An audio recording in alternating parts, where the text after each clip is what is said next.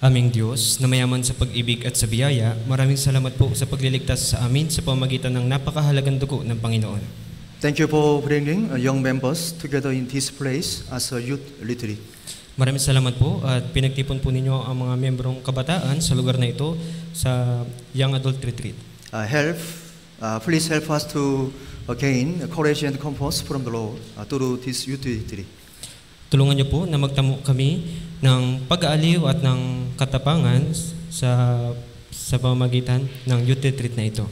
With the help of the Holy Spirit, help our heart become a precious time to be held, obey, and make a decision by God's word.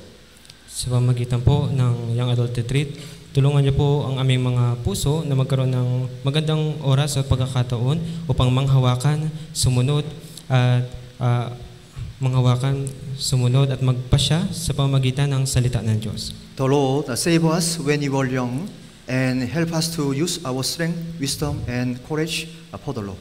Iniligtas po kami ng Panginoon sa aming kabataan, kaya hiningi po namin ang tulong ng Panginoon upang magamit ang aming kalakasan, karunungan, at katapangan para sa Panginoon. If we have unclean sins hidden before the Lord, please wash us cleaner with God's word and fellowship. Kung meron po kaming natatagong kasalanan sa harapan ng Panginoon, pakiusap po, hugasan niyo po kami sa pamamagitan ng salita ng Diyos at ng fellowship. We rely all the time to the Holy Spirit. Ang lahat po naming oras ay inaasa lamang po namin sa Espiritu Santo. We pray in the name of the Lord Jesus. Dalangin po namin ito sa pangalan ng Panginoong Jesus. Amen. Amen. Yeah, let's open the Bible. 1 Corinthians chapter 11. Buksan po natin sa ating mga Biblia sa unang Korinto, chapter 11.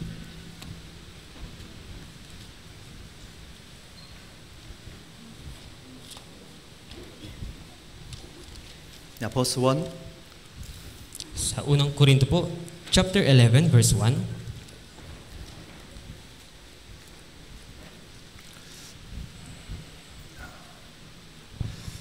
Yeah, 1 Corinthians chapter 11, verse 1. Unang Korinto, chapter 11, verse 1. Yeah, let's read together. Basahin po natin ng sabay-sabay, 3, 2, 1. Maging tulad kayo sa akin, gaya ko kay Kristo.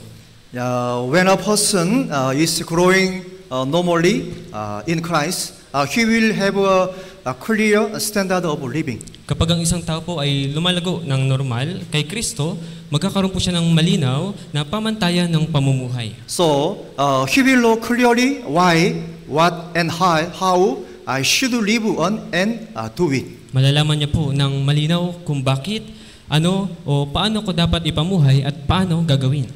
In verse 1, the Apostle Paul said, imitate me just as I also imitate Christ. Sa verse 1 po, sinabi ni Apostol Pablo, maging tulad kayo sa akin, gaya ko kay Kristo. The Apostle Paul had to the truth and live in the truth. Si Apostol Pablo po ay nanghawakan lamang sa katotohanan at namuhay sa katotohanan. And he was life evangelizing until the end. At siya po ay namuhay ng buhay na nag-evangelize hanggang sa uli. So in verse 1, just as I also imitate Christ.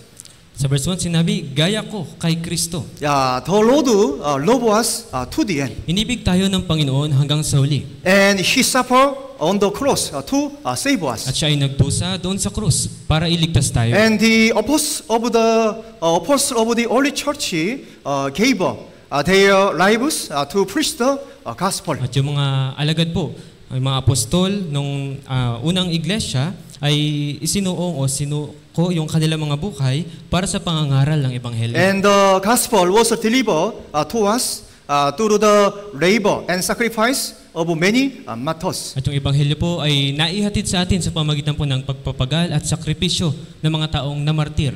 So the precious gospel must not be stopped from us. Kaya dapat po yung napakahalagang Ebanghelyo ay hindi huminto sa atin. The sacrifice of the Lord must never be in vain. Yung sakripisyo ng Panginoon ay hindi po dapat mawalan ng kabuluhan. Okay, today we want to imitate the Apostle Paul heart and life for evangelism. Ngayon po ay nais nating tularan yung puso ni Apostol Pablo at yung kanyang buhay ng pag-evangelize. Yeah, there are a lot of brothers and sisters here. Napakarami po mga brothers and sisters ngayon dito. Brothers and sisters, what kind of mindset did you come to this youth retreat with? Kaya brothers and sisters, anong uri po ng mindset o paano nyo po hinanda yung inyong pag-iisip sa pagpunta po dito sa youth retreat? Yeah, if you don't have a definite purpose and determination for why I attended this youth retreat, I hope it will be a value time to clarify the purpose and determination of faith through us. Kung wala po pa po kayong tiyak na layunin at pagpasya kung bakit kayo dumalo ng youth retreat, umasa po ako na ngayon ay magkaroon po kayo ng mahalagang oras para po maging malinaw sa atin yung layunin at yung pagpapasya natin sa pananampalataya sa pamamagitan po ng salita. Yeah, in Psalms chapter 57 verse 7. Sinabi po sa mga awit chapter 57 verse 7, ang aking puso ay tapat, O Diyos, ang aking puso ay tapat. Ako'y aawit, oo, ako'y aawit ng mga papuri. Okay, David wanted to strengthen the will of his faith. Nais ni David na patatagin yung kalooban ng kanyang pananampalataya. So in verse 7, my heart is steadfast. O God, my heart is steadfast. Sa verse 7 sinabi, ang aking puso ay tapat, O Diyos, ang aking puso ay tapat. Yeah, it's necessary to further solidify our faith with the word of God. Kaya po kinakailangan na mapatatag po yung ating mga pananampalataya sa pamamagitan ng salita ng Diyos. Okay, let's find Romans chapter 1. Hanapin po natin sa aklat po ng Roma, chapter 1, Verse 1. verse 1.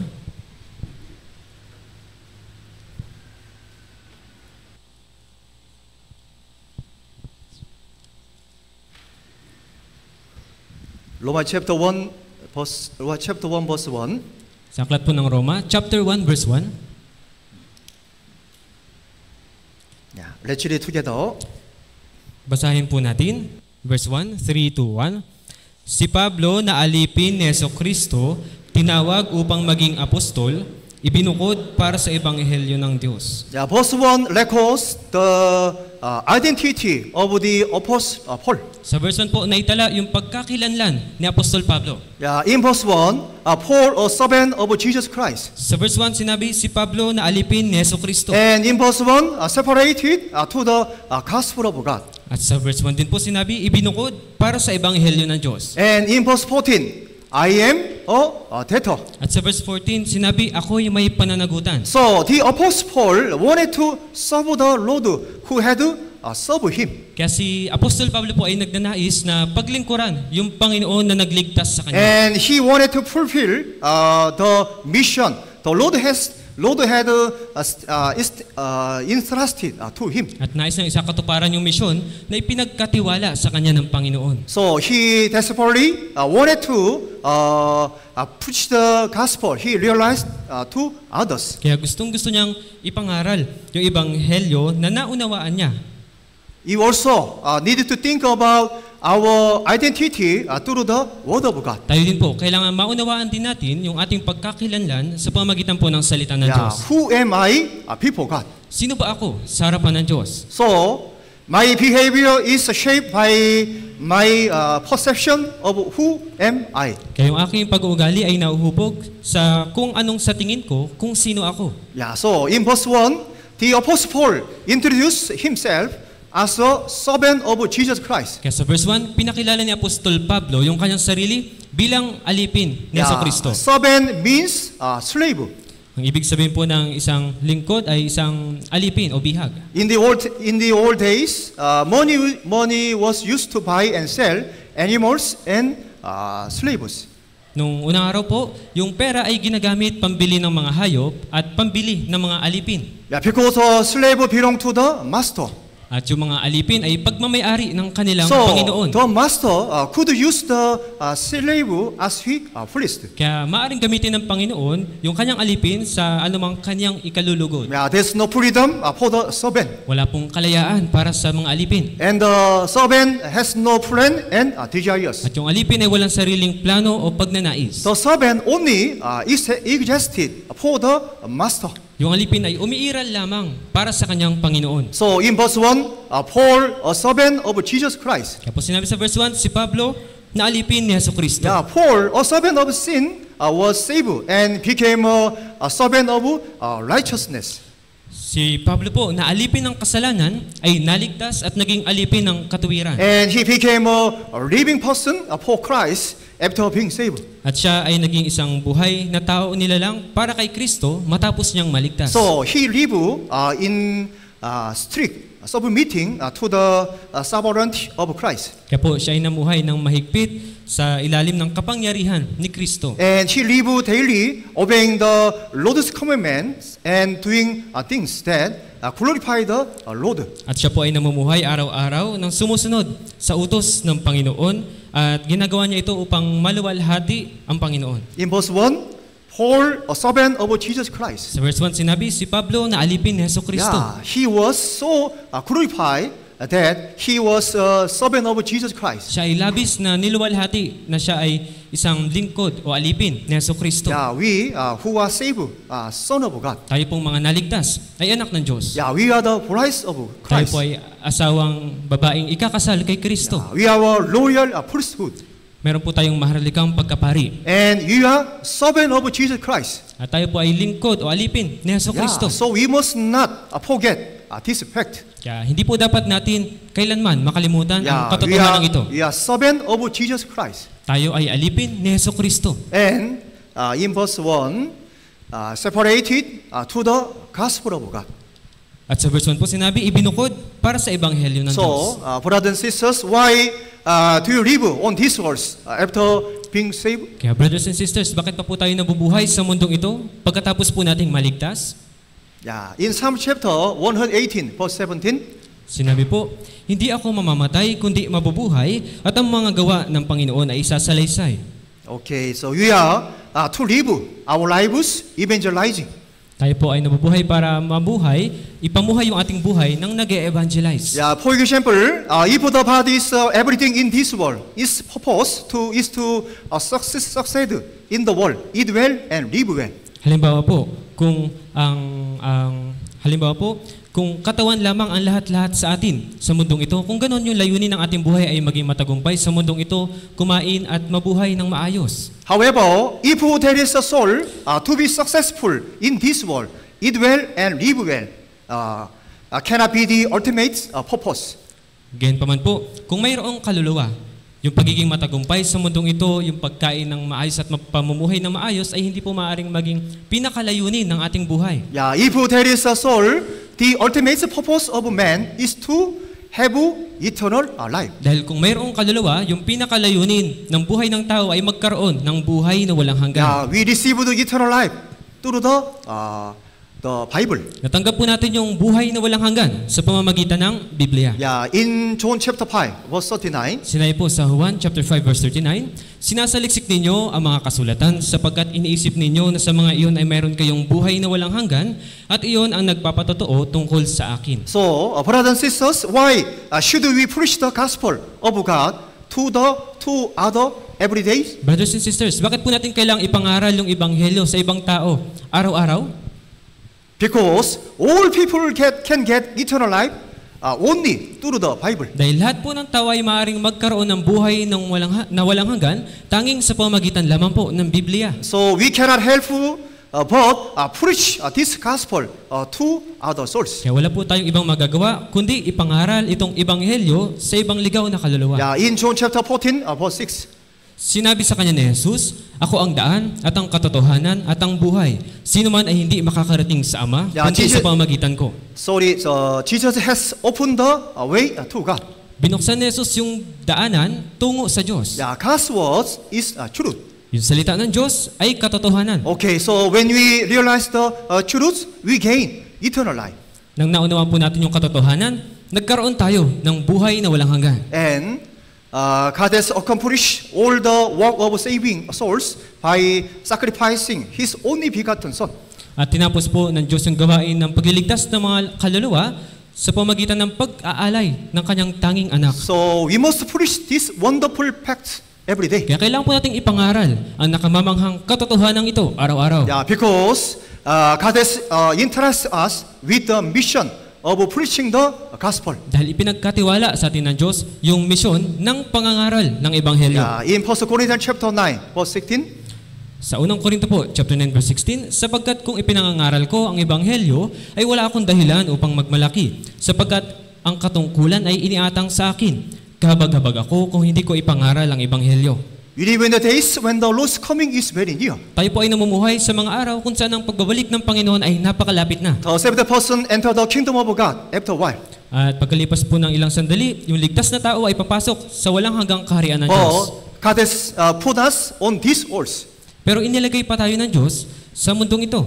Because we still have a work to do. Dahil meron pa po tayong gawain na kailangan nating gawin. You must preach what Jesus accomplished on the cross every day. Kailangan po natin ipangaral kung ano yung sinakatuparan o tinapos ni Jesus doon sa krus, araw-araw. Because 1 Timothy chapter 5, verse 8. Ngunit kung ang sino man ay hindi kumakalinga sa kanyang kamag-anak, lalong-lalo na sa kanyang sariling sambahayan, tinanggihan niya ang pananampalataya at siya ay masahol pa sa hindi mananampalataya. Our beloved family have not yet been saved. Yung mga minamahal po nating pamilya ay hindi pa ligtas. But sometimes we live in sin as the body wants. Pero minsan po namumuhay tayo sa kasalanan kung anong naisin ng ating katawan. Sometimes we live putting our heart in this world. At minsan po namumuhay tayo na inilalaan natin yung ating mga puso sa sanlibutan ito.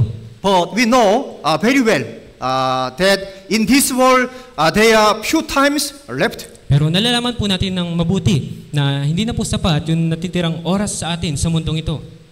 And sorry po.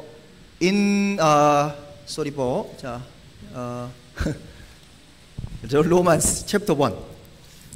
Okay. Sa Roma po chapter 1, Verse 14. Roma chapter 1 verse 14, I am a debtor. sabi po, ako'y may pananagutan. Okay. There are so many souls around us to evangelize. Napakarami pong mga kaluluwa sa paligid natin na pwede po nating i-evangelize. We must preach to our beloved family. Kailangan po nating mangaral sa ating mga minamahal na kapamilya. And let's find Acts chapter 1. At hanapin po natin sa mga gawa, chapter 1.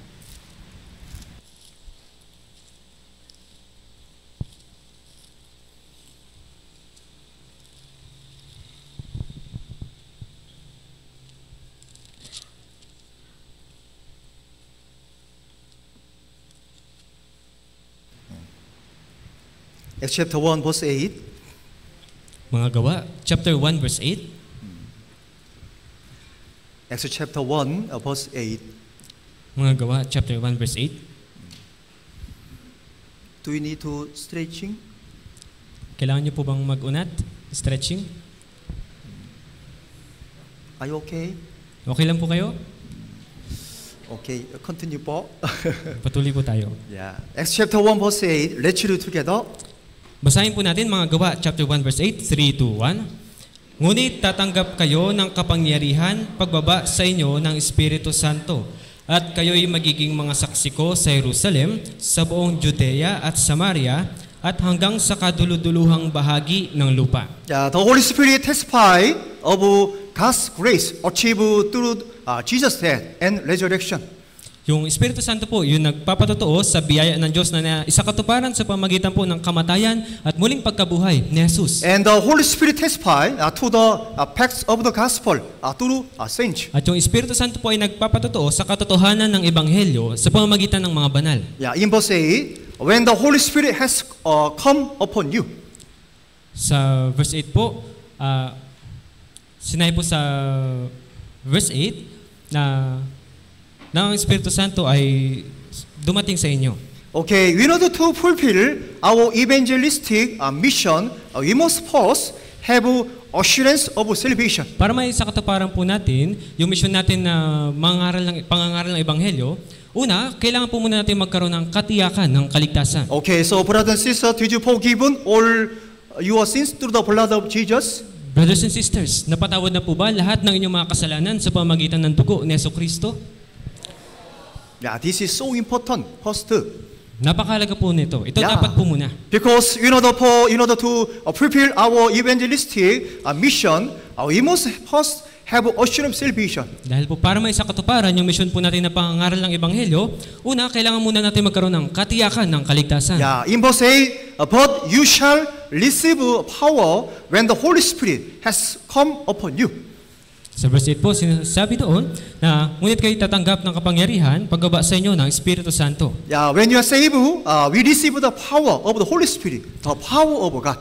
Nang tayo po ay maligtas, tinanggap po natin yung kapangyarihan ng Espiritu Santo, ang kapangyarihan ng Diyos. And he who has received God's power can do God's work. At siya na nakatanggap ng kapangyarihan ng Diyos ay makakayang gawin yung gawain ng Diyos. Yeah, is witness to the gospel that Jesus Christ completed. At yun po ay ang saksi ng Ebanghelyo na gawaing tinapos ni Jesucristo. Okay, I read again, verse 8. Acts chapter 1, verse 8. Babasahin ko po ulit sa mga gawa. Mga gawa, chapter 1,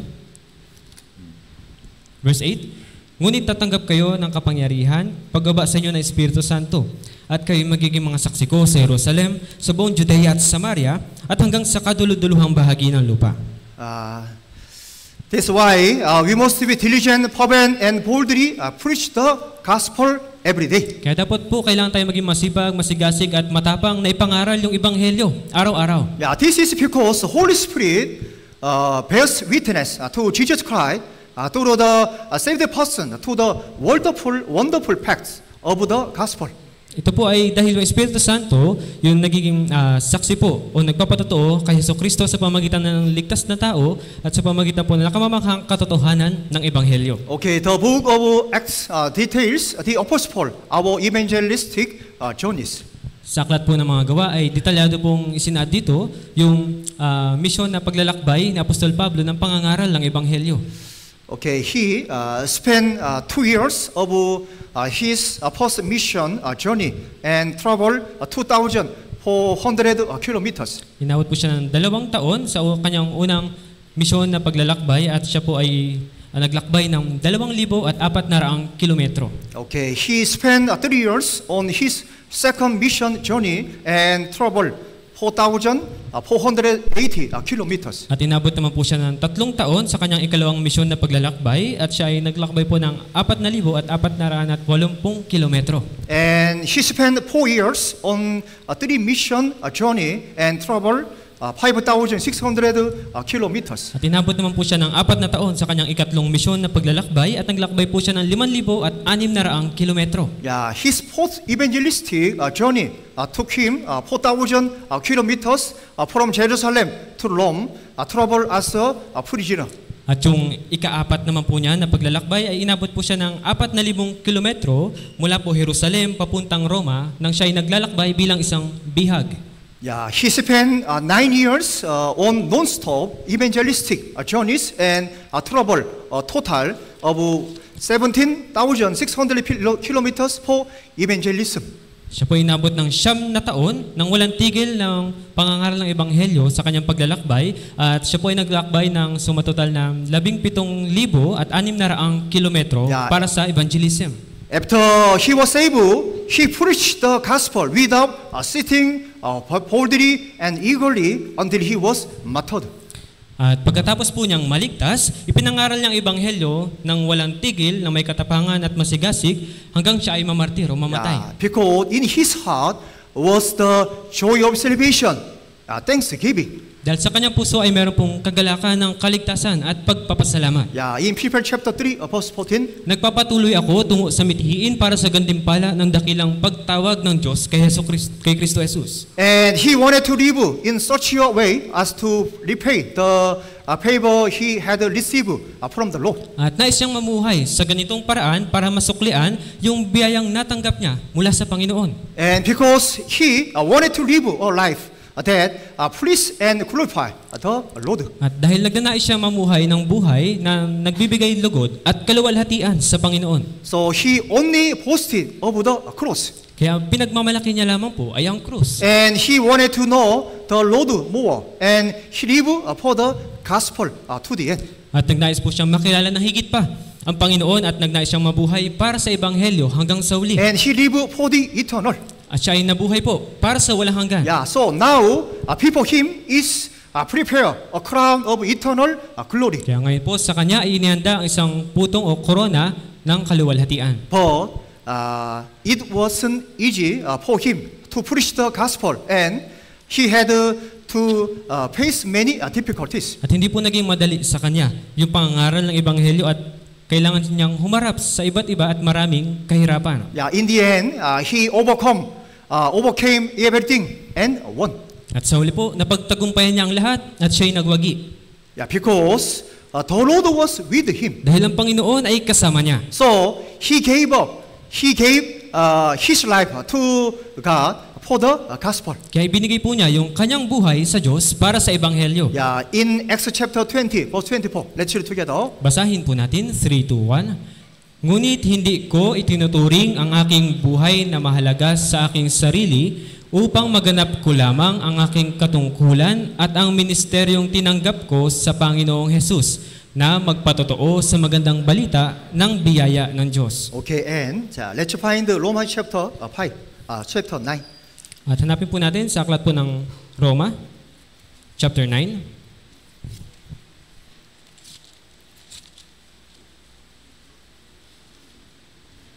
Verse 1 to 5.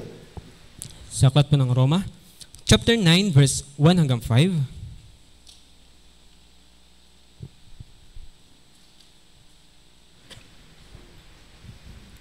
Romans chapter 9, verse 1 to 5. Roma, chapter 9, verse 1 hanggang 5. I read. Sinasabi ko ang katotohanan na kay Kristo, hindi ako nagsisinungaling. Ito'y pinatotohanan ng aking budhi sa pamamagitan ng Espiritu Santo, na mayroon akong malaking kalungkutan at walang tigil na kirot sa aking puso, sapagkat mamagalingin ko pang ako ay sumpain at mawalay kay Kristo, alang-alang sa aking mga kapatid, na aking mga kamag-anak ayon sa laman. Sila'y mga Israelita, nasa kanila ang pagkukupkop at ang kaluwalhatian at ang mga tipan at ang pagtanggap sa kautusan at ang pagsamba at ang mga pangako. Verse 5, sa kanila ang mga patriarka at sa kanila nagmula ang Kristo, ayon sa laman, na siyang nangingibabaw sa lahat. Diyos na maluwalhati, magpakailanman. Amen. Yeah, in this verse, the Apostle Paul, honest heart is recorded. Sa mga salita po na ito, yung nagnanais na puso ni Apostol Pablo ay naisulat.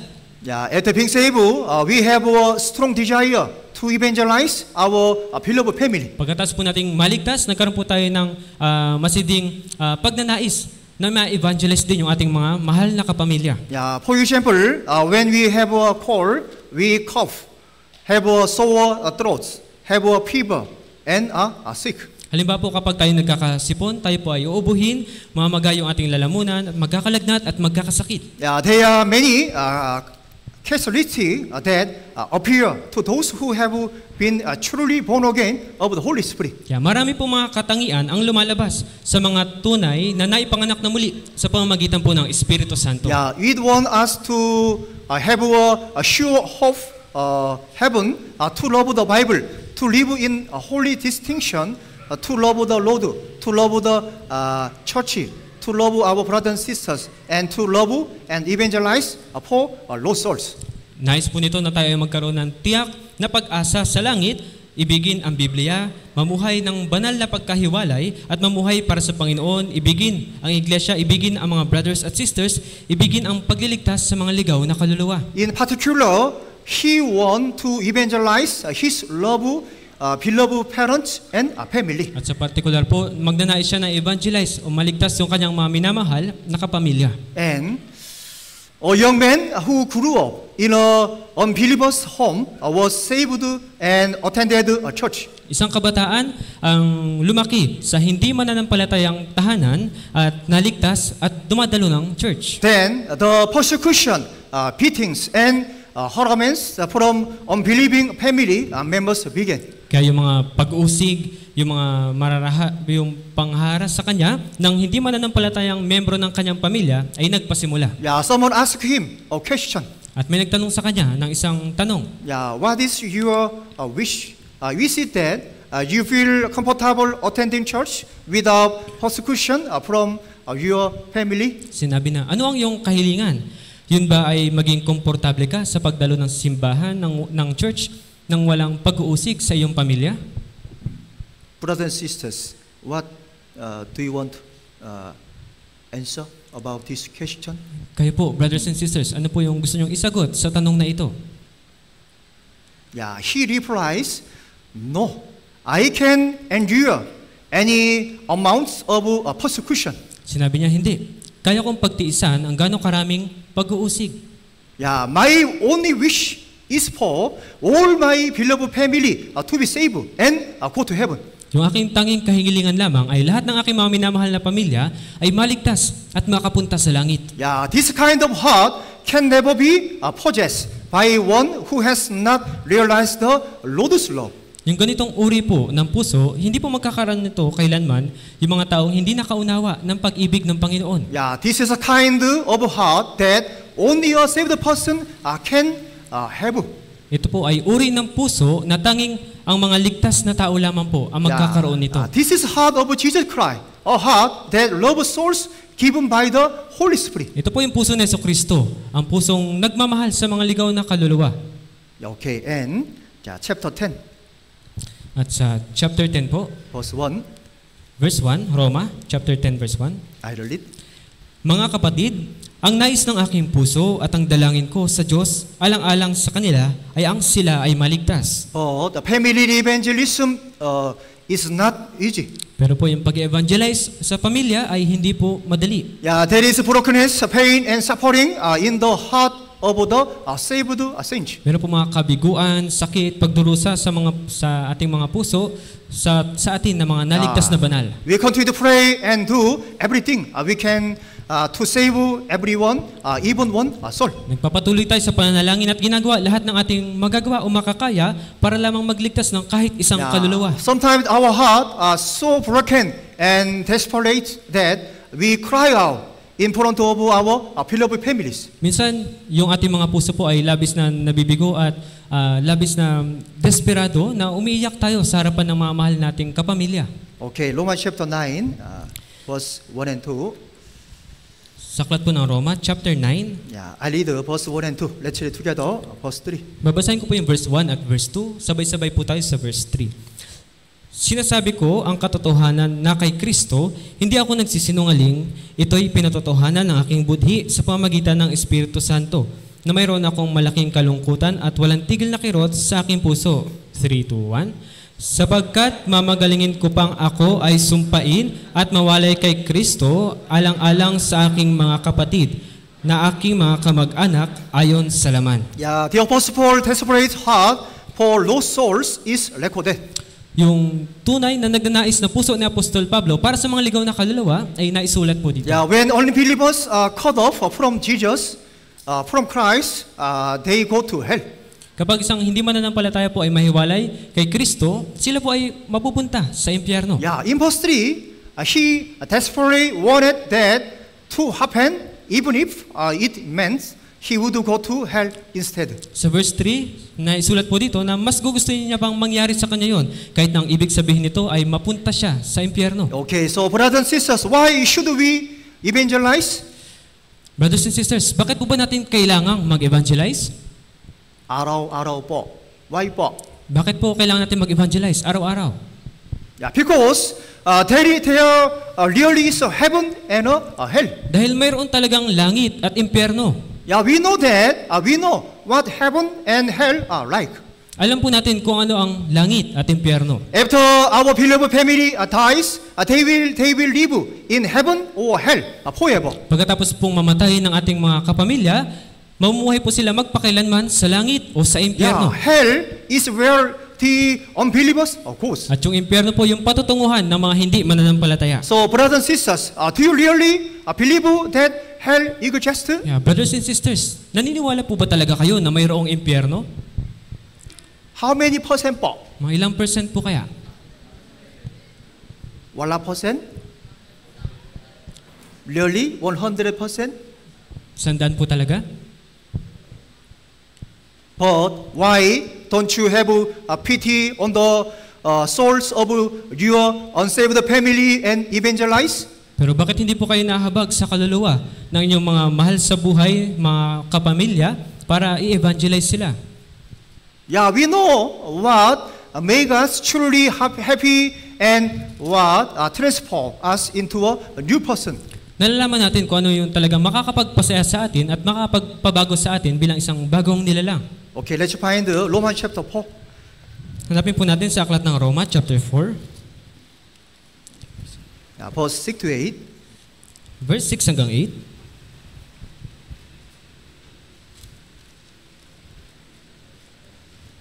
Romans chapter 4, verse 6 to 8. I read. Sa Roma chapter 4 verse 6 hanggang 8. Gaya naman ng sinasabi ni David tungkol sa pagiging mapalad ng tao na ituturing ng Diyos na matuwid na hiwalay sa gawa. Mapalad ang mga pinatatawad sa kanilang mga masasamang gawa at ang mga tinakpan ang kanilang mga kasalanan. Mapalad ang tao na hindi ibibilang laban sa kanya ng Panginoon ang kasalanan. In Deuteronomy chapter 33, verse 29, happy are you, O Israel, who is like you, a people saved by the Lord.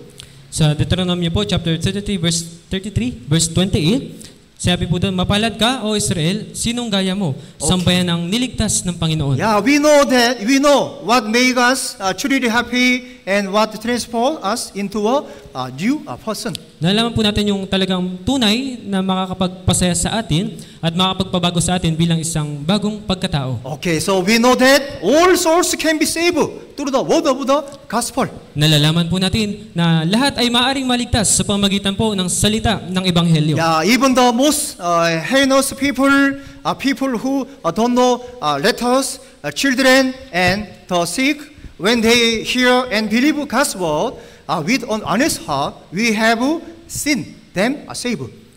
Kahit po yung mga masasamang mga tao, yung mga taong hindi marunong magbasa o magsulat, at yung mga bata, yung may mga sakit, at kung sila ay makakapakinig at sasampalataya sa salita ng Diyos na mayroong tapat na puso, ay namamasdan po natin silang naliligtas.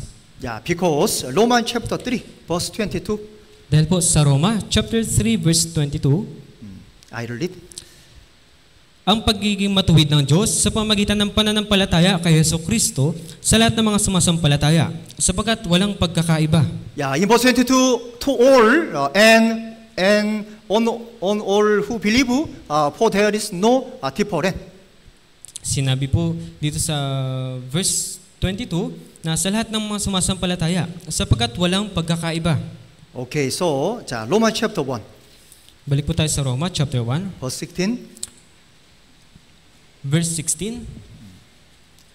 Romans chapter 1, verse 16. Let's read together. Verse 16, basahin po natin. 3, 2, 1. Sapagkat hindi ko ikinahihiya ang Ebanghelyo, sapagkat ito ang kapangyarihan ng Diyos para sa kaligtasan ng bawat sumasampalataya, unay sa Hudyo at gayon din sa Griego. Yeah, the gospel doesn't discriminate between good and evil people. Yung Ebanghelyo po ay hindi po nagtatangi sa pagitan po ng mabuti o masamang tao. Yeah, anyone who believe in the facts of the gospel can be saved. Lahat po ng nananampalataya sa katotohanan ng Ebanghelyo ay maaaring maligtas. Yeah, because only God has the power of salvation. Dahil tanging yung Diyos lamang po yung may kapangyarihan ng kaligtasan. So when unbelievers believe the facts of the gospel, they move from hell to heaven. Kaya kapag po hindi mananampalataya, sumampalataya sa katotohanan ng Ebanghelyo, yung kanilang tadhanang mapunta sa impyerno ay lumilipat po sa tadhanang mapunta sa langit. The children of the devil become children of God. Yung anak ng Diablo ay nagiging anak ng Diyos. And they have eternal life and with God forever. At nagkakaroon po sila ng buhay na walang hanggan at makakasama nila ang Panginoon magpakailanman. So we must boldly preach this wonderful gospel to other souls. Kaya kailangan po nating ipangaral ng may katapangan ang katotohanan ng Ebanghelyong ito sa ibang ligaw na kaluluwa. In verse 16, for I am not ashamed of the gospel of Christ. Sa verse 16, sapagkat hindi ko ikinahihiya ang Ebanghelyo ni Kristo. So it's not easy to evangelize without the boldly heart. Kaya hindi po madali ang mag-evangelize kung wala po tayong matapang na puso. Yeah, in Joshua chapter 1 verse 9. Sa Joshua po, chapter 1, verse 9, hindi ba't inutusan kita? Ikaw ay magpakalakas at magpakatapang na mabuti. Huwag kang matakot ni manlupaypay, sapagkat ang Panginoon mong Diyos ay kasama mo saan ka man pumaroon. And we face various hardship and difficulties while evangelizing. At tayo po ay naharap sa mga maraming iba't ibang kahirapan at paghihirap kapag tayo po ay nag-evangelize. Sometimes we get cursed and beaten by the other person. At minsan, sinusumpa at sinasaktan pa tayo ng ibang tao. And we get a lot of hurt in our heart. At labis po na nasasaktan yung ating puso. But we shouldn't be afraid of them. Pero hindi po dapat tayo matakot sa kanila. We must evangelize boldly. Kailangan po nating mag-evangelize ng may katapangan. Okay, so in Ezekiel chapter 2, verse 7. Yung sasabihin ang aking mga salita sa kanila, pakinggan man nila o hindi, sapagkat sila'y isang mapaghimagsik na sambahayan. And in Genesis chapter 12, Abraham, you shall be a blessing. At sa Genesis po chapter 12, si Abraham ay magiging isang pagpapala. Yeah, without blessing, without Abraham, there would be no Isaac, Jacob, Joseph, or Lot. Kung wala po si Abraham, wala pong Isaac, Jacob, Jose, o Lot. Yeah, because Abraham is the source of the family blessings. Dahil si Abraham po yung pinagmumulyan ng pagpapala ng pamilya. But Abraham is not the only blessing. A person with the same faith as Abraham is blessed equally. Hindi lang po si Abraham yung pagpapala dahil yung tao na may kaparehong pananampalataya ni Abraham ay pinagpapala po kagaya niya. And Noah was a source of blessing that brought God's blessing to his family. At si Noe rin po ay naging pinagmumulan ng pagpapala o ng pagpapala ng Diyos at naihatid po yung biyaya ng Diyos sa kanyang pamilya. And at the time of Jesus, those who had the right relationship with Jesus became blessed. At sa panahon naman po ni Jesus, sinong may tamang relasyon kay Jesus ay pinagpapala. And in Joshua chapter 2, Rahab, the harlot, believed in God, and her family and relatives were blessed with salvation. Sa Joshua po, chapter 2, si Rahab na nagbibili ng aliw ay nanampalataya sa Diyos at yung kanyang pamilya at kamag-anak ay pinagpala ng kaligtasan. And in Acts chapter 10, the centurion Cornelius, godly faith, blessed his family with salvation. At sa mga gawa po, chapter 10, yung centurion po na si Cornelio sa pamagitan ng kanyang makadiyos na pananampalataya, yung kanyang pamilya ay pinagpala ng kaligtasan. I think half a percent member already meditate time. So we need to stretching for brother Laboni, please. Sige po, stretching po tayo. Gayahin niyo po ako.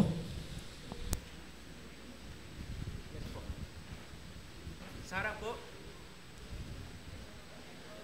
Kanan. Kanan po.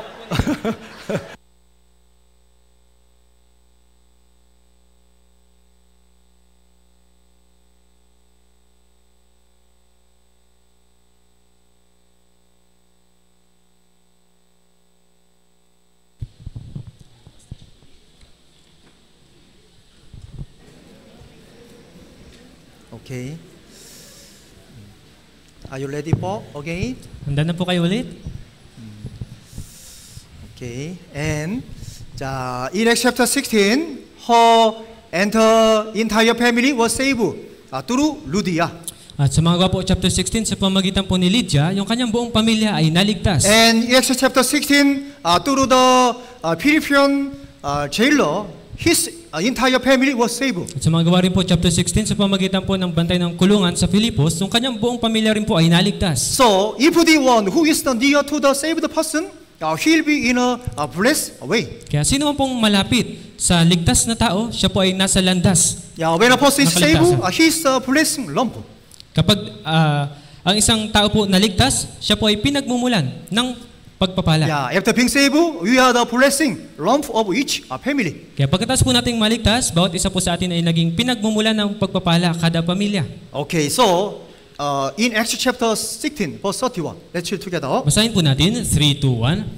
At kanilang sinabi, manampalataya ka sa Panginoong Jesus at maliligtas ka, ikaw at ang iyong sambahayan. Okay, we believe this word. Nanampalataya po tayo sa salitang ito. It's important, but it doesn't mean that these words will happen automatically. Pero hindi po ibig sabihin na basta-basta na lang o kusa na lamang po itong mangyayari. Okay, so if we do nothing to save lost souls, that is the most evil of all. Kung wala po tayong anumang gagawin para magligtas o iligtas yung kaluluwa, yun po yung pinakamasama sa lahat. In James chapter 4, verse 17. Kaya't ang sinumang nakakaalam ng paggawa ng mabuti, ngunit hindi ito ginagawa, ito ay kasalanan sa kanya. Not evangelizing is a sin that only the saved can commit. Yung hindi po pag-evangelize ay kasalanan at ang makakagawa lamang po nito ay ligtas sa tao. So, just as a Christian is ashamed when he sins, he is truly ashamed when he doesn't evangelize. Kaya kagaya po ng mga Kristiyanong nahihiya kapag sila ay nagkakasala, talaga namang ito ay kahiyan sa kanya kung hindi siya mag-evangelize. Okay, let's find Proverbs chapter 24. Tingnan po natin sa mga Kawikaan, chapter 24.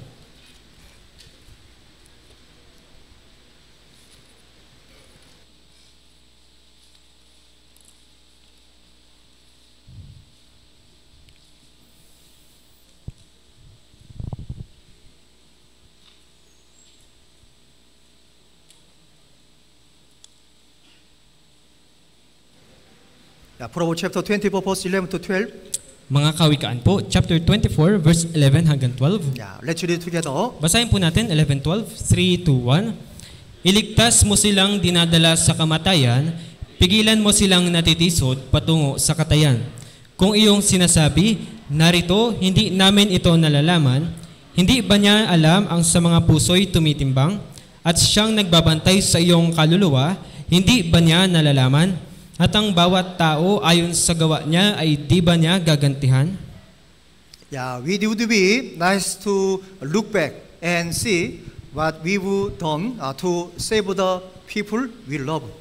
Kaya mabuti po na magbalik tanaw tayo kung ano naman yung ginawa natin o nagawa natin para i-evangelize yung mga mahal po natin sa buhay. Okay, brothers and sisters, have you ever tried to invite another soul to a Bible seminar? Brothers and sisters, nasubukan nyo na po bang magdala ng kaluluwa sa Bible seminar? How many times po? Mga ilang beses po? And have you clearly revealed the light of the world with your holy and kind life for evangelism? At malinaw niyo po bang nahayag yung inyong pagiging liwanag ng sanlibutan sa pamagitan po ng banal at mabuti po ninyong pamumuhay ng pag-evangelize? And have you labor and sacrifice for evangelism like a salt? At kayo po ba'y nagpapagalan, nagsasakripisyo para po sa pangangaral ng Ebanghelyo, kagaya ng asin? Are you still praying fervently for evangelism? Kayo po ba ay masigasig na nananalangin para sa pangangaral ng Ebanghelyo? And what persecution and disregard have you endured for evangelism?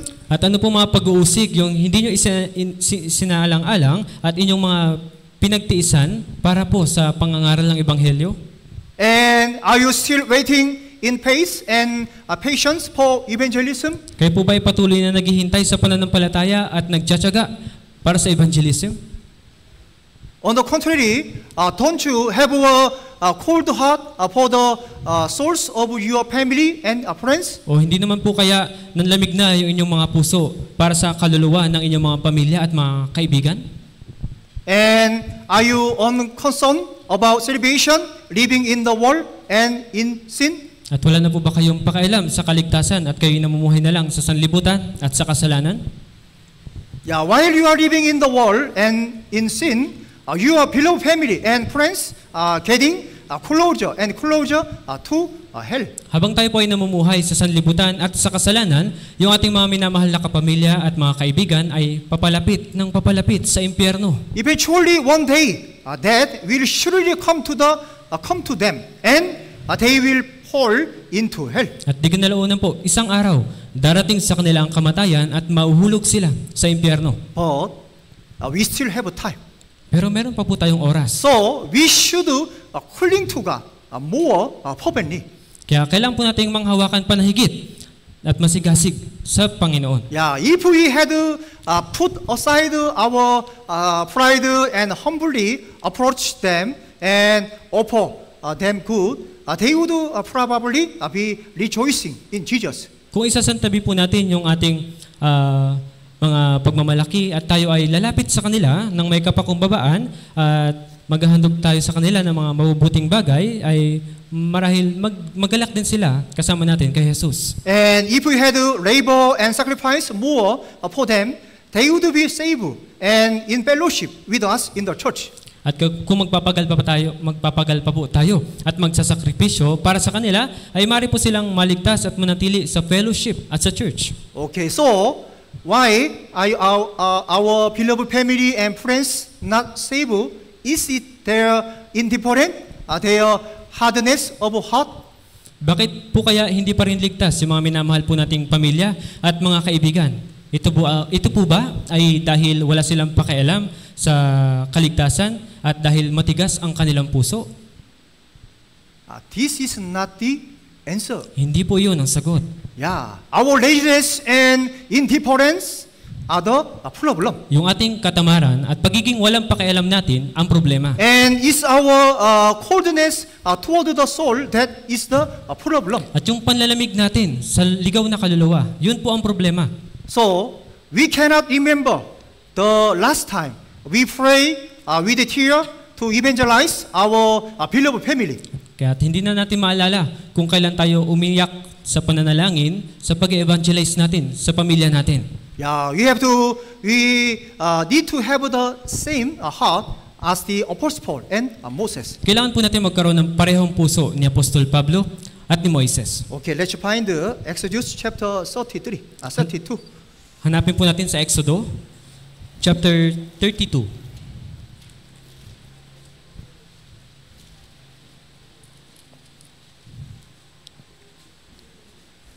Yeah, verse 31 to 32. Exodo chapter 32 verse 31 hanggang 32.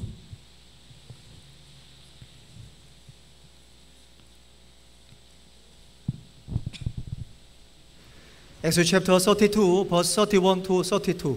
Exodo chapter 32 verse 31 hanggang 32. Yeah, I read.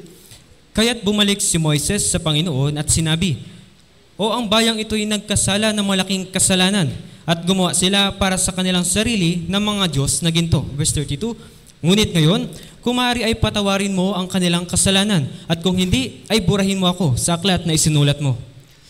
Okay, while Moses was on the mountain to receive 10 commandments from God, Aaron and the Israelites made and worship golden calf idol.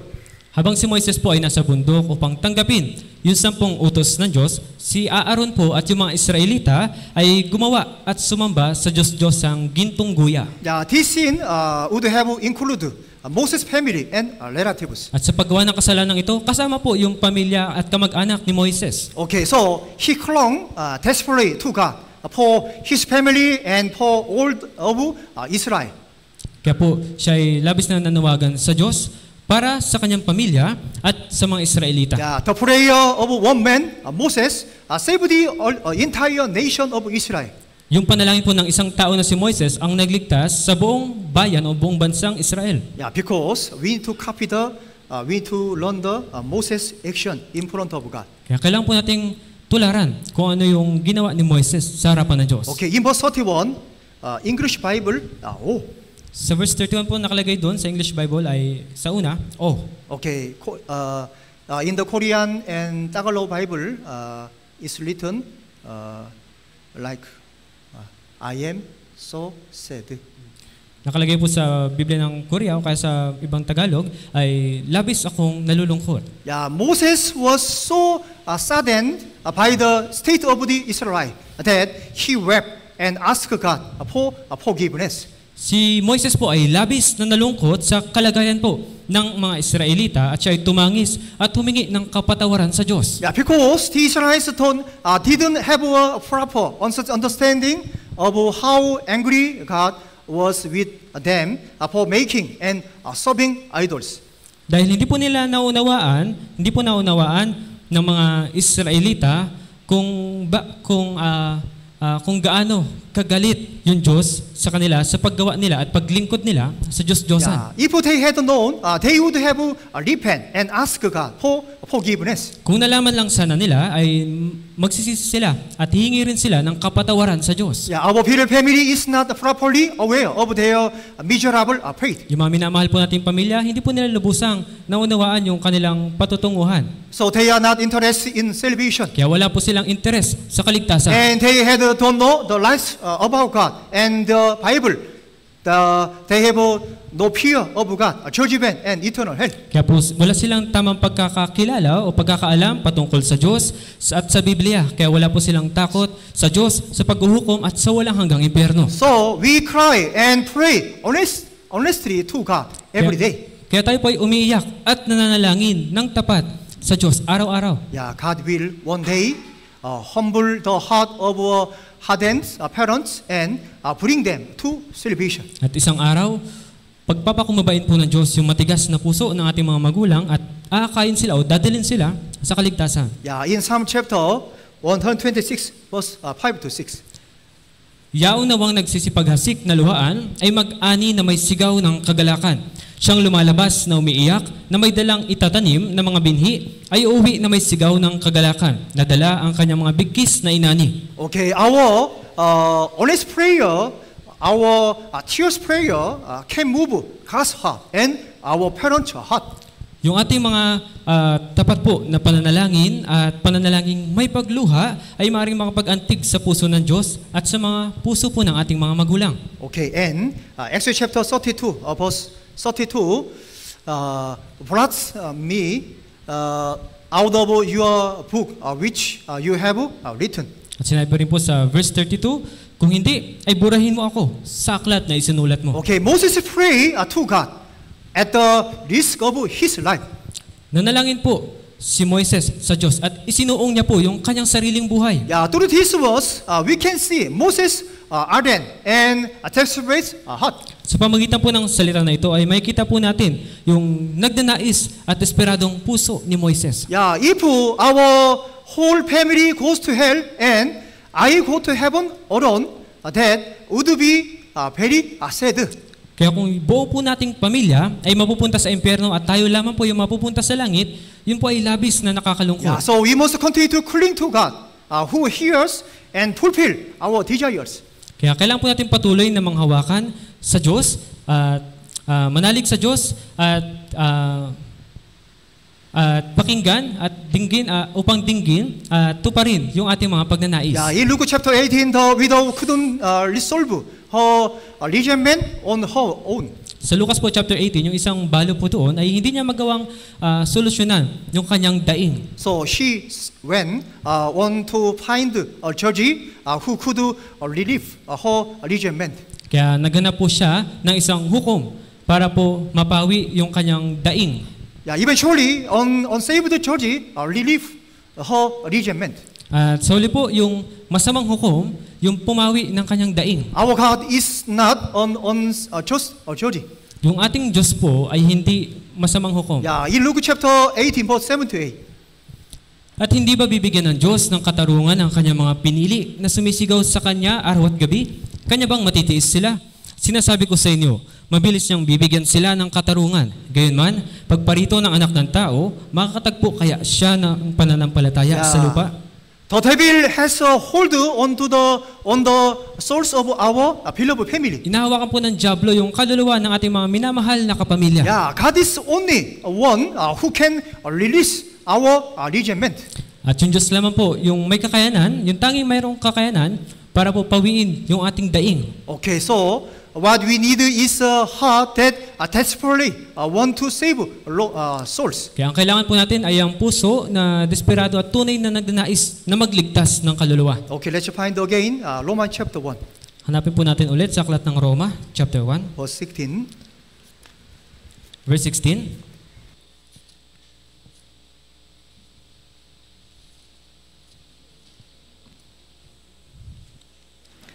Romans chapter 1, verse 16. Roma po, chapter 1, verse 16. Let's read together. Basahin po natin, 3, 2, 1. Sapagkat hindi ko ikinahihiya ang ebanghelyo, sapagkat ito ang kapangyarihan ng Diyos para sa kaligtasan ng bawat sumasampalataya, unay sa Hudyo at gayon din sa Griego. Okay, God's power to save sinners is revealed through the gospel. Yung kapangyarihan po ng Diyos para magligtas ng mga makasalanan ay naihayag po sa ebanghelyo. Yeah, you must preach the gospel every day. Kaya kailangan po nating ipangaral ang ebanghelyo Yeah, the araw-araw. cross is the power of God that give us eternal life and to people all over the world. Yung krus po ay kapangyarihan ng Diyos na nagbigay sa atin ng buhay na walang hanggan at para rin to sa lahat ng tao sa mundo.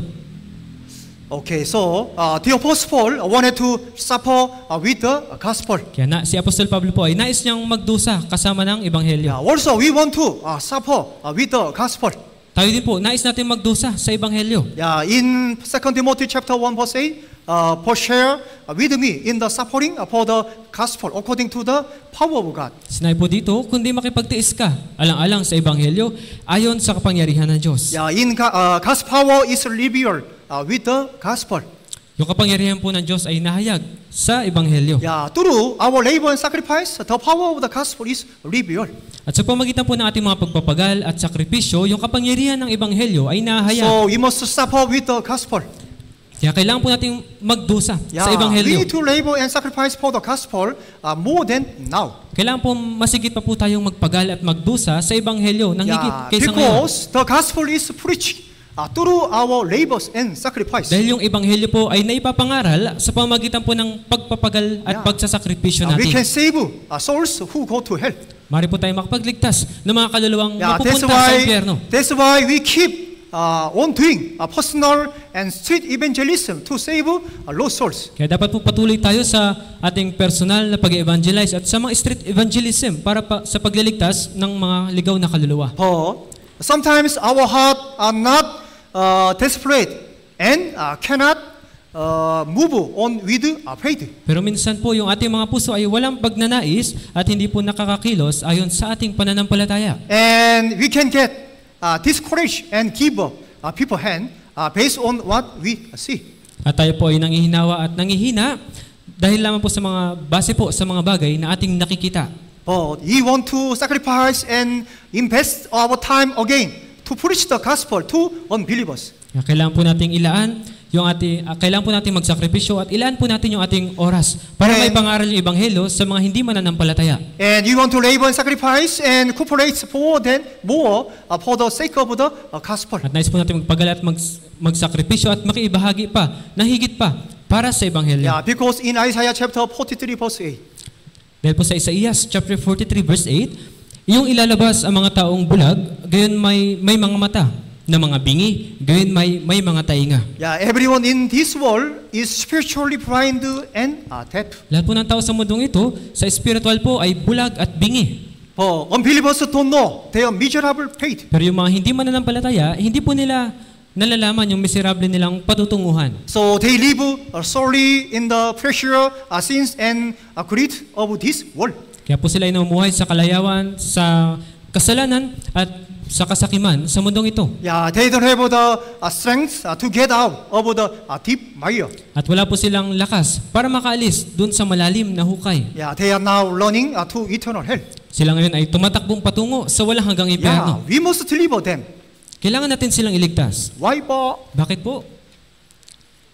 Because we are responsible. Dahil tayo po ay may pananagutan. So in 1 Corinthians chapter 9, verse 16, Sapagkat kung ipinangangaral ko ang ebanghelyo, ay wala akong dahilan upang magmalaki, sapagkat ang katungkulan ay inaatang sa akin. Kabag-habag ako kung hindi ko ipangaral ang ebanghelyo. yeah, in 1 Corinthians chapter 9, verse 16, woe is me if I do not preach the gospel.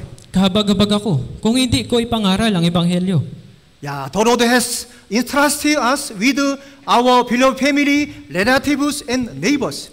Yung Panginoon po ay ipinagkatiwala niya sa atin, yung ating mga kapamilya at kamag-anak at kapwa. Yeah, if the people involved with us go to hell, we are responsible. Kapag yung mga tao po na may kinalaman sa atin ay mapunta sa impyerno, tayo po ay may pananagutan. Yeah, so God has commanded us to evangelize. Kaya nga inutusan tayo ng Diyos na mag-evangelize. Araw-araw po. Araw-araw po. is important. 알아요. So, 2 Timothy chapter 4, verse 1 and 2. Let's read it together. Basahin po natin, 3, 2, 1. Sa harap ng Diyos at ni Kristo Jesus, na siyang hahatol sa mga buhay at sa mga patay, at sa pamamagitan ng kanyang pagpapakita at sa kanyang kaharian, ay inaatasan kita. Ipangaral mo ang salita, magsikap ka sa kapanahunan at sa di kapanahunan.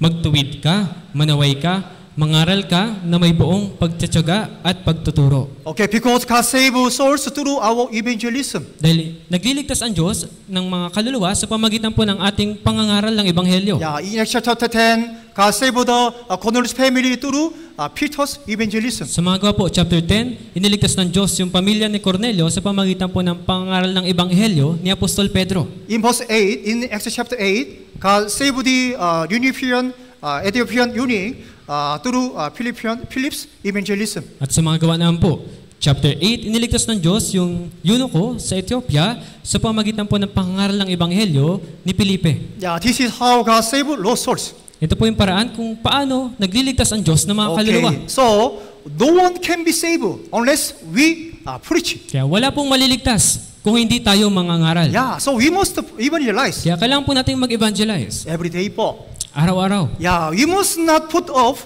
evangelizing. Wag po nating isang tabi yung pag-evangelize. Yeah, in Romans chapter 10, verse 14. Ngunit paano nga silang tatawag sa Kanya na hindi nila sinasampalatayanan? At paano sila sasampalataya sa Kanya na hindi nila napakinggan?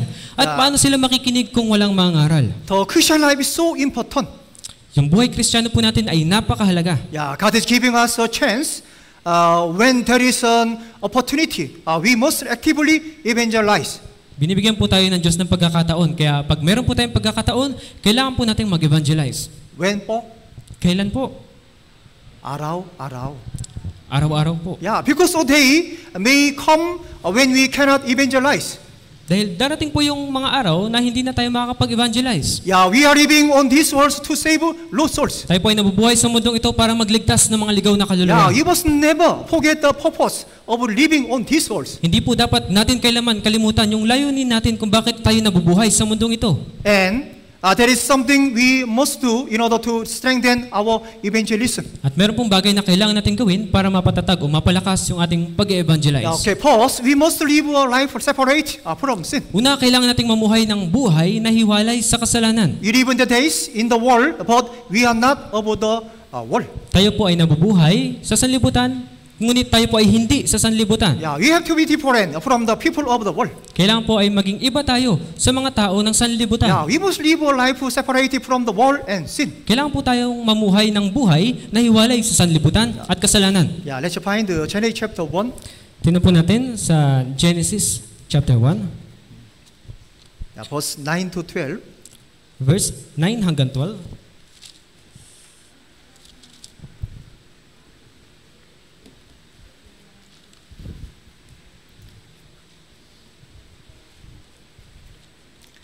Yeah, Genesis chapter 1, verse 9 to 12.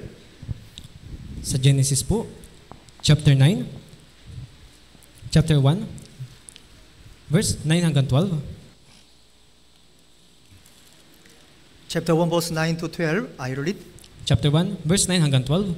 Sinabi ng Diyos, magtipon ang tubig na nasa silong ng langit sa isang dako at hayaang lumitaw ang lupa. At ito ay nangyari. Tinawag ng Diyos ang tuyong lupa na lupa at ang tubig na natipon ay tinawag niyang mga dagat. At nakita ng Diyos na ito ay mabuti. Sinabi ng Diyos, sibulan ang lupa ng halaman ng mga tanim na nagkakabinhi at ng mga punong kahoy na namumunga ayon sa kanyang binhi. Ang bawat isa ayon sa kanyang uri sa ibabaw ng lupa at ito ay nangyari. Verse 12. At ang lupa ay sinibulan ng halaman ng mga tanim na nagkakabinhi ayon sa kanyang sariling uri at ng punong kahoy na namumunga ayon sa kanyang binhi. Bawat isa ayon sa kanyang uri at nakita ng Diyos na ito ay mabuti. Okay, according to God's word, the sea became one with the sea, and the earth became one with the earth. Ay po sa salita ng Diyos ay nabukod po yung lupa at yung lupa nabukod at naging isang lupa at yung dagat po ay nabukod bilang isang dagat. Yeah, when the land and the sea were divided, in verse 10, God saw that it was good. Nang ang lupa po at ang dagat ay naghiwalay, sinabi po ng Diyos sa verse 10, ito ay mabuti. And in verse 11, God gave plants, trees, and fruits to the land that was distinguished. At sa verse 11 po, ibinigay ng Diyos yung mga halaman at puno, mga bunga at mga binhi sa lupa na merong silang sarili-sarili nilang uri. Yeah, in verse 12, God saw that it was good. At sa verse 12 po, sinabi ng Diyos na ito ay mabuti. Yeah, the sea refer to the world. Yung dagat po ay tumutukoy sa sanlibutan. Yeah, God distinguished us from the world after being saved. Inihiwalay tayo ng Diyos mula sa sanlibutan Yeah. pagkatapos po nating And maligtas. God put us in the saved cloud. At inilagay tayo ng Diyos sa mga ligtas na kapulungan. Okay, so we who have been saved, we become one in the Lord. Kaya tayong mga naligtas ay naging isa sa Panginoon. Yeah, when we become one in the Lord, God said it was good. At nang tayo ay naging isa sa Panginoon, sinabi ng Diyos na ito ay mabuti. Okay, verse 9. Let's read together. Verse 9, basahin po natin. 3, 2, 1. Sinabi ng Diyos, magtipon ang tubig na nasa silong ng langit sa isang dako at hayaang lumitaw ang lupa at ito ay nangyari. Yeah, in verse 9, then God said, let the dry land appear. Sinabi sa verse 9, hayaang lumitaw ang lupa. However, there are members among us who have not yet been distinguished and live. Gayunpaman po, may ibang mga miyembro po sa atin ay hindi pa namumuhay ng hiwalay dito at patuloy na namumuhay. Who is for? Sino po yun? Yeah, we must be totally separated from sin and the world. Kailan po nating lubusang mahiwalay mula sa kasalanan at sanlibutan. Yeah, if there are any of us who still cannot break free from old habits, Meron pa po ba dito na hindi pa nakakalaya sa mga dating ginagawa natin o nakagawian natin bago maligtas? who is for? Sino po dito? Yeah, when we are distinguished, we can receive precious things from God. Kapag tayo po ay nahiwalay, maaari tayong makatanggap ng mahalagang bagay mula sa Diyos. And we can evangelize boldly. At maaari po tayong makapag-evangelize ng may katapangan. Yeah, so we really want our beloved family to be saved. Kaya tayo po ay tunay na nagnanais na yung minamahal nating kapamilya ay maligtas. Then you should be distinguished first.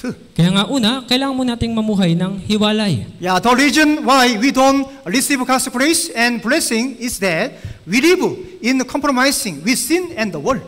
Yung dahilan po kung bakit tayo ay hindi nakatanggap ng biyaya ng Diyos at pagpapala ay dahil namumuhay tayo na nakikibahagi sa kasalanan at sanlibutan. Yeah, when you are distinguished, we can continue to receive God's abundant grace and blessings.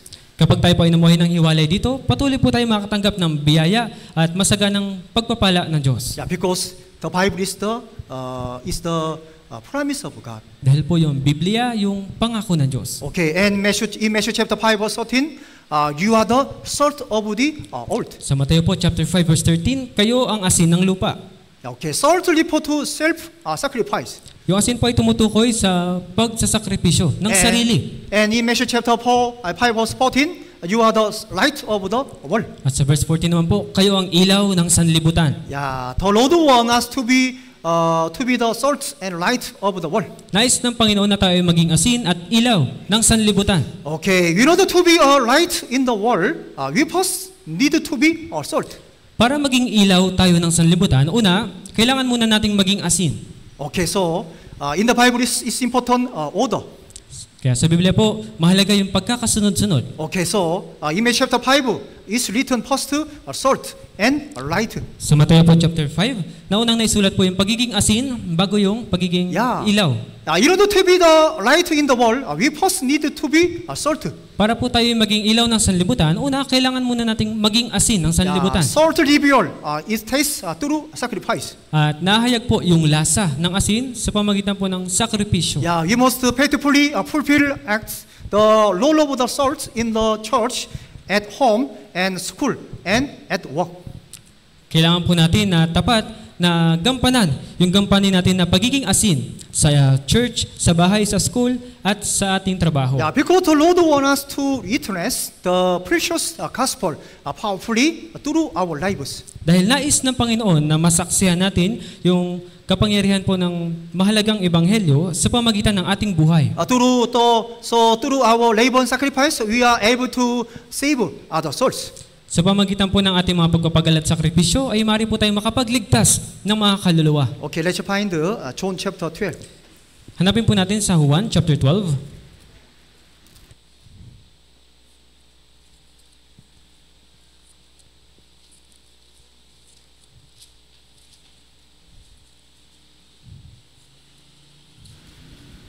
Verse 24. Ebanghelyo ayon kay Juan chapter 12 verse 24.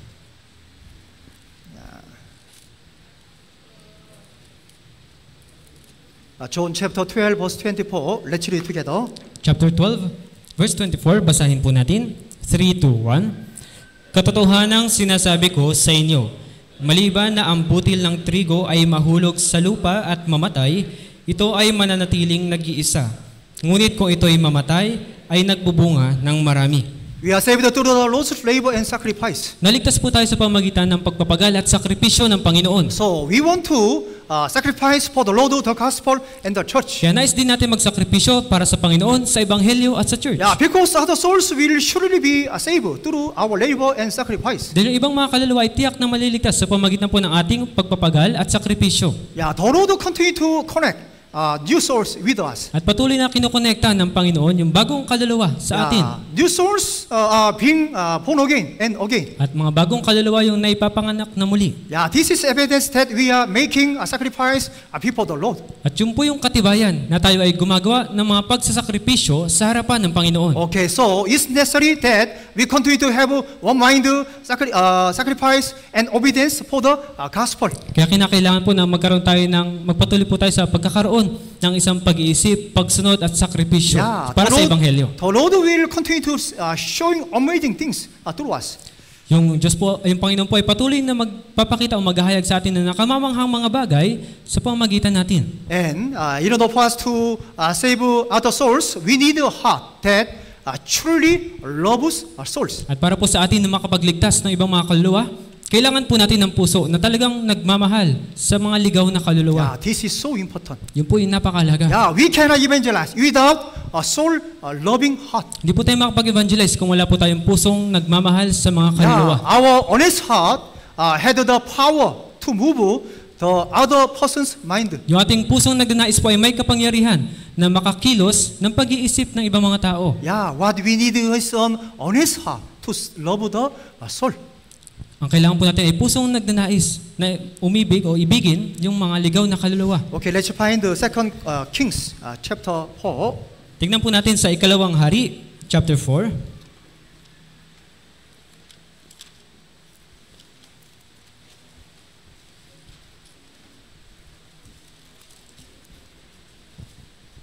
Verse 29.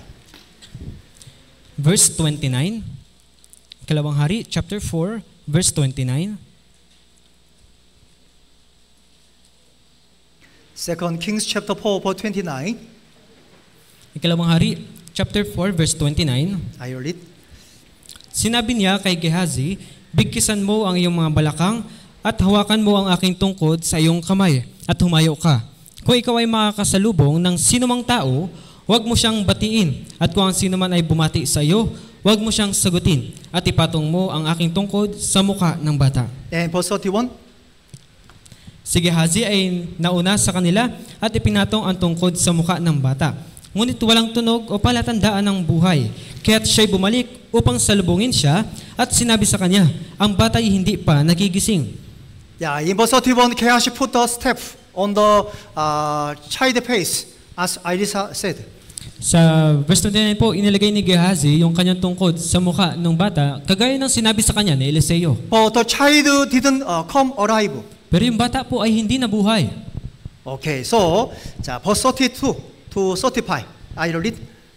Verse 32 hanggang 35. Nang si Eliseo ay dumating sa bahay, nakita niya ang bata ay patay at nakahiga sa kanyang higaan. Kaya't siya'y pumasok at sinarahan ang pintuan sa kanilang dalawa at nanalangin sa Panginoon. Pagkatapos, siya'y sumampa at dumapa sa ibabaw ng bata At idinikit ang kanyang bibig sa bibig nito, at ang kanyang mga mata sa mga mata nito, at ang kanyang mga kamay sa mga kamay nito. At habang siya'y nakadapa sa kanya, ang laman ng bata ay uminit. Verse 35, muli siyang tumayo at minsang lumakad sa bahay na parot parito at sumampa. At dumapa sa ibabaw niya, at ang bata'y 7 ulit na bumahin. At iminulat ng bata ang kanyang mga mata. Yeah, the difference between Gehazi and Elisha is recorded. Naisulat po dito yung pagkakaiba ni Gehazi at ni Eliseo. Elisha has a desperate desire to save her child. Si Eliseo po ay may tunay na pagnanais na mailigtas yung bata. So in verse 33, he first prayed to God. Kaya sa verse 33, una, nanalangin siya sa Panginoon. And in verse 34, he tried to mobilize all of his own to save the child. At sa verse 34, sinubukan niyang kumilos o gumalaw sa pamagitan ng kanyang sarili para iligtas yung bata. Yeah, because Elisha has a desperate desire to save her child. Dahil po, si Eliseo ay may tunay na pagnanais na iligtas yung bata. Yeah, so when we evangelize, we cannot evangelize with our words alone. Kaya sa ating pag-evangelize po ay hindi po tayo makapag-evangelize sa pamagitan lamang ng salita. Yeah, all of us must be mobilized to save one soul. Lahat po tayo ay kailangan kumilos para makapagligtas ng kahit isang kaluluwa. Yeah, we are living when the Lord's coming is very near. Namumuhay po tayo sa mga araw, sa panahon kung saan ang pagbabalik ng Panginoon ay napakalapit na. There are so many souls we have to save. Napakarami po mga kaluluwa na kailangan nating iligtas. Yeah, so if we go from the main road to the small road, there are people living. Kaya kapag pupunta po tayo sa mga kalsada, sa mga lansangan, marami mga taong nakatira doon. Yeah, if you go from a small road to a smaller road, more, there are people living. Kaya pag pumunta po tayo sa mga lansangan at sa mga iskinita, mas marami po mga taong nakatira doon. But none of them were saved. Pero wala po ni isa sa kanila ang ligtas. Yeah, they don't correctly know the facts of the gospel. Hindi po nila tamang nalalaman o naunawaan yung katotohanan ng Ebanghelyo. Okay, let's find Jeremiah chapter 8. Tingnan po natin sa Jeremias chapter 8.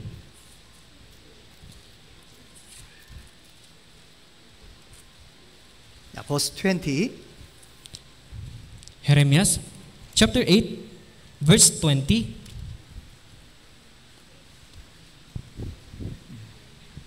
Already time over. So sorry po, I will use more 5 minutes. Are you okay?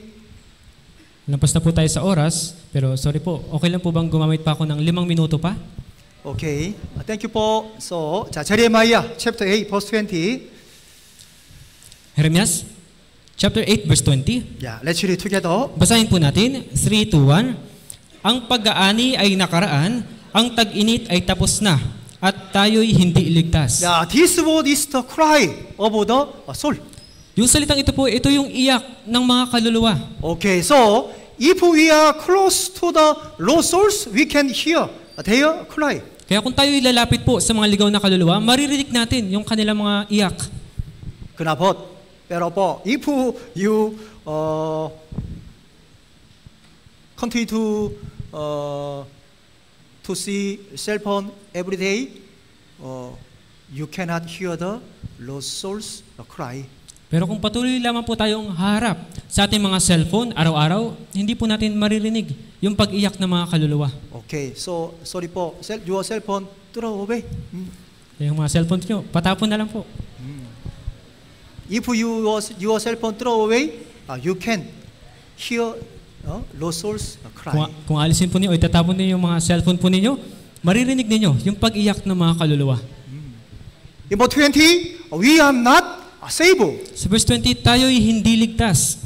Yeah, there are so many souls seeking our help. Napakarami po mga kaluluwa ang naghahanap ng tulong natin. Yeah, there are so many souls we have to save. Napakarami po mga kaluluwa na kailangan po nating iligtas. Yeah, Jeremiah chapter 20. Sa Jeremias po chapter 20. Yeah, verse 8 to 9. Verse 8 hanggang 9. Jeremiah chapter 20 verse 8 to 9. Let's read together. Jeremias chapter 20 verse 8 hanggang 9. Basahin po natin. 3, 2, 1. Sapagkat tuwing ako'y magsasalita, sumisigaw ako. Isinisigaw ko, karahasan at pagkawasak, sapagkat ang salita ng Panginoon ay naging pagkutya at kadustaan sa akin sa bawat araw.